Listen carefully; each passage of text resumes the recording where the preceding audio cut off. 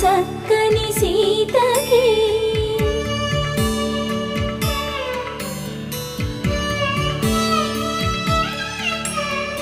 ఎర్ర జాబిలి చేయి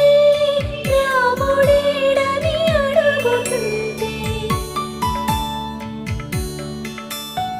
చూడలేదని పెదవి చెప్పే చెప్పలేమని కనులు చెప్పే నల్ల పూస